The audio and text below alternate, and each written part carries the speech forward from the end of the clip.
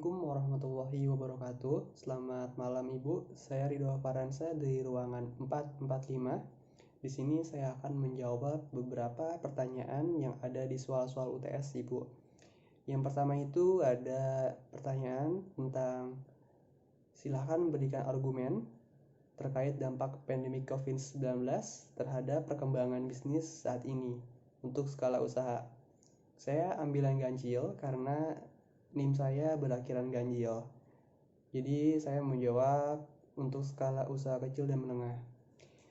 Dalam usaha kecil dan menengah, COVID-19 ini sangat berpengaruh bagi mereka. Apalagi mereka yang menggantungkan hidupnya melalui langsung dari usaha mereka.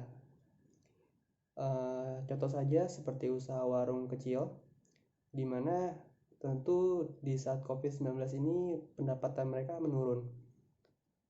Seperti warung-warung yang ada di pinggir-pinggir jalan, yang biasanya banyak orang berlalu lalang, mereka pun mengalami beberapa penurunan pemasukan. Saya lihat sendiri karena saya juga termasuk membuka usaha kecil di rumah. Kami merasakan langsung bagaimana pandemi COVID-19 ini terdampak bagi usaha kami.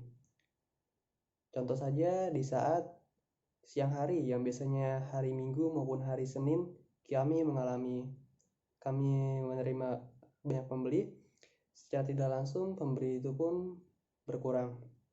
Jadi pandemi ini benar-benar berpengaruh langsung kepada usaha kami. Begitupun usaha-usaha kecil seperti para ojek online yang menggantungkan hidupnya melalui para penumpang yang dimana mereka berjalan ke kantor. Semenjak ada PSBB, jadi mereka tidak bisa jalan ke kantor, mereka melakukan kegiatan bekerja di rumah. Para ojek online pun terdampak langsung dengan penurunan beberapa penumpang. Apalagi ditambah dengan peraturan pemerintah yang melarang mereka untuk membawa penumpang secara langsung. Saya rasa COVID-19 ini sudah menyengsarakan. Bukan lagi menyengsarakan. COVID-19 ini sudah membuat kegaduhan, tidak pandang bulu, baik yang kaya maupun yang miskin. Dan kami berharap COVID-19 ini cepat berlalu dan kita dapat melakukan kegiatan sehari-hari seperti sedia kala. Itu untuk pertanyaan nomor 1, Ibu. Ya, untuk soal nomor 2, Anda diminta untuk membuat proposal studi kelayakan secara ringkas yang terdiri dari bab 1 yaitu pendahuluan, bab 2 aspek pasar dan pemasaran, bab 3 aspek teknis dan operasi, bab 4 aspek SDM dan manajemen. Jadi saya di sini juga sudah membuat beberapa coretan Ibu tentang membuat proposal tersebut. Jadi pertama itu ada bab 1 pendahuluan. Ya, pendahuluan ini saya rasa pertama-tama pandemi COVID-19 ini sangat meresahkan bagi warga, baik yang di atas maupun yang di bawah, baik yang tua maupun yang muda, yang kaya maupun yang miskin, di mana mereka disuruh menggunakan masker berbentuk apapun, terutama masker kain, selalu mencuci tangan, dan jangan lupa untuk selalu menjaga kebersihan. Kita juga ditinjau untuk selalu berada di rumah, menghindari keramaian, dan juga untuk selalu berada di rumah dan keluar untuk hal-hal yang perlu saja. Sampai kita pun untuk beribadah pun dibatasi, karena memang COVID-19 ini sangat berbahaya. Jikalau kita sudah mengenai satu orang saja bisa menyebar di suatu wilayah tersebut dan akan mendapatkan banyak korban seperti itu. Itu merupakan pendahuluan saya.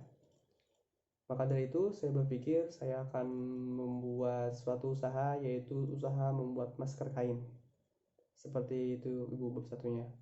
Untuk bab 2-nya, aspek pasar dan pemasaran. Ditinjau untuk situasi pada saat ini, Aspek pasar dan pemasaran dapat kita lakukan melalui beberapa e-commerce. Mulai dari e-commerce Lazada ataupun Shopee dan e-commerce lainnya.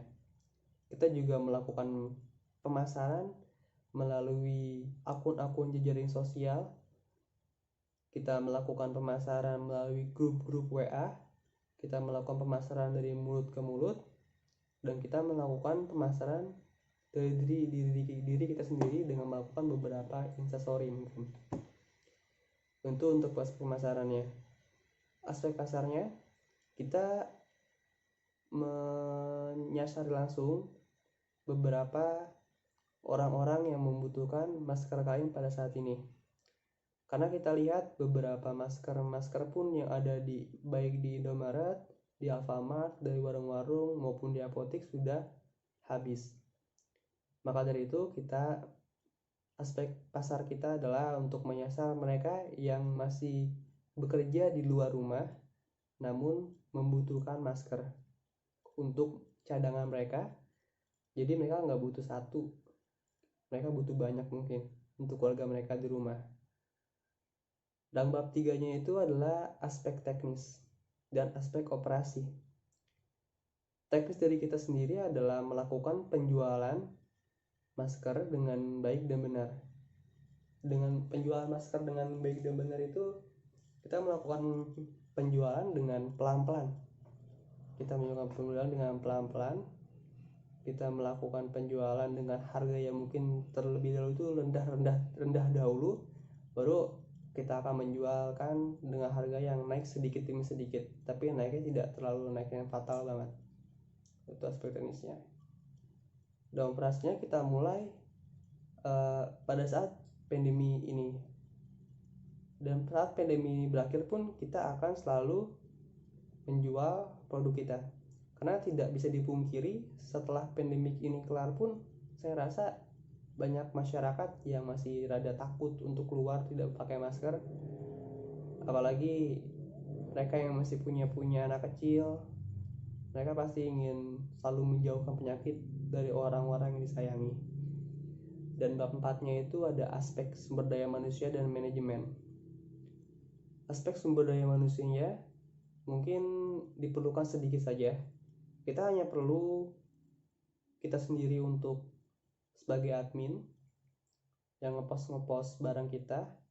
Kita perlu kita melakukan kerjasama dengan para penjahit yang mereka pun pasti sudah tahu bahan-bahan yang baik, bahan-bahan yang bagus namun masih murah untuk melakukan penjualan masker ini. Kita melakukan kerjasama dengan para penjual kain tersebut. Kita juga aspek manajemen di sini. Kita melakukan memanage uang dengan baik dan benar. Kita salurkan uang tersebut untuk hal-hal yang penting dulu, seperti bahan baku. Nah, dan yang ketiga, berikan alasan kenapa ingin membuat bisnis tersebut dan bagaimana pemasaran produk tersebut dalam menghadapi pandemi COVID-19, serta dalam kondisi pandemi COVID-19 ini, apakah produk tersebut dapat bertahan di pasaran? Jelaskan argumen Anda. Iya, karena saya ingin membuat suatu produk yaitu masker kain. Saya rasa masker kain tersebut dapat bertahan, Ibu. Namun bertahannya pada saat pandemi seperti sekarang ini. Mungkin pada saat setelah pandemi ini kelar, semoga sih cepat pandemi ini kelar, masker kain tersebut pun tidak terlalu banyak digunakan, tidak seperti sekarang ini. Jadi saya rasa dengan penjualan masker kain tersebut pada saat pandemi COVID-19 saat ini, suatu hal yang tepat bagi kita untuk menjualnya. Karena saya rasa juga bahan-bahan yang dibutuhkan itu tidak terlalu susah dicarinya. Kita juga membantu para tim medis agar masker yang emang dikhususkan untuk tim medis tersebut dapat tersalur kepada mereka, dan kita menggunakan masker kain yang sama kegunaannya namun beda kekhususannya. Seperti itu, Ibu. Jadi saya rasa produk yang akan saya buat ini atau masker kain ini dapat bertahan pada saat COVID-19. Dan untuk pemasaran sendiri, mungkin kita dapat menggunakan teknologi seperti e-commerce. Kita dapat menggunakan seperti itu, atau dari mulut ke mulut, kita gunakan posting melalui WA kita sendiri, kita posting melalui IG story kita sendiri, maupun kita posting melalui feed IG kita, atau kita melakukan paid promote yang ya kita bisa tolong aja sama teman-teman kita seperti itu mungkin. Saya melihat beberapa rekan saya membuat usaha seperti ini. Dia melakukan suatu penjualan melalui e-commerce seperti Lazada, seperti Shopee, seperti Bukalapak, dan lain sebagainya. Saya rasa hal itu tepat sekali, karena memang e-commerce itu kita dapat mudah mengaksesnya, kita juga dapat mudah untuk daftarnya, kita juga dapat mudah melakukan transaksinya. Jadi kita dapat kemudahan yang banyak di saat kita merangkul e-commerce untuk produk kita seperti itu, Ibu. Dan untuk yang terakhir yaitu nomor 4, dalam melakukan studi kelayakan terdapat beberapa aspek yang perlu dinilai. Menurut Anda, jika melihat kondisi pandemi COVID-19 saat ini, aspek mana sajakah yang perlu? Oke, saya rasa semua aspek yang ada di dalam studi kelayakan bisnis tersebut sudah dirancang sedemikian rupa yang dimana antara satu sama lainnya saling melengkapi, seperti itu, Ibu. Jadi saya rasa semua aspek diperlukan, namun ada satu aspek yang bagi saya itu tidak diperlukan untuk saat ini, seperti aspek sumber daya manusia. Karena kita tahu sendiri, sumber daya manusia pun dibatasi dalam untuk berkumpul. Di saat kita melakukan bisnis tersebut pasti ada suatu kumpulan. Maka dari itu saya rasa aspek sumber daya manusia ini kita sedikit turunkan atau sedikit kita singkirkan. Karena untuk melakukan ini kita juga perkumpulan manusia itu dibatasi seperti itu. Jadi kita juga butuh SDM manusia, tapi kita batasi jumlahnya tidak terlalu banyak seperti biasanya. Seperti itu. Untuk aspek-aspek yang lainnya saya rasa itu sangat perlu, Ibu. Termasuk aspek manajemen. Aspek manajemen ini sangat perlu banget, karena suatu usaha kalau tidak ada manajemen yang baik, itu saya rasa tidak bisa berjalan dengan baik, seperti itu. Aspek pasar, apalagi kita harus bisa menentukan pasar-pasar mana aja nih yang dapat kita kenai produk kita. Apalagi aspek pemasarannya juga perlu banget. Kita mau masar lewat mana aja, lewat media apa aja, kita harus sudah tahu apa kendalanya, apa keuntungannya, apa kerugian juga bagi kita. Terus ada juga aspek dan teknologi, ya teknik dan teknologi. Teknik dan teknologi juga kita harus bisa menguasai, karena kita tidak bertemu langsung dengan seorang pembeli jikalau kita menggunakan e-commerce seperti itu. Kita harus bisa menguasai dalam hal penjualannya, menguasai dalam hal pembayarannya. Kita harus bisa tahu mana aja yang dapat kita lakukan di situ. Terus juga ada teknik finansial. Teknik finansial ini adalah yang paling utama, karena kita nggak bisa memulai usaha tanpa adanya modal, seperti itu, Ibu. Jadi saya rasa finansialnya juga kita harus persiapkan. Kita harus bisa memikirkan matang-matang. Kita menggunakan teknik manajemen, kita pikirkan matang-matang apakah kita sudah cukup matang untuk membuat usaha kita sendiri, apakah pemasaran kita sudah baik, apakah pasar kita itu benar-benar yang dapat kita kenai gitu. Kita harus melakukan beberapa riset terlebih dahulu sebelum kita melakukan pemasaran di saat seperti ini. Saya rasa cukup, Ibu, itu adalah jawaban saya. Kurang lebihnya mohon maaf.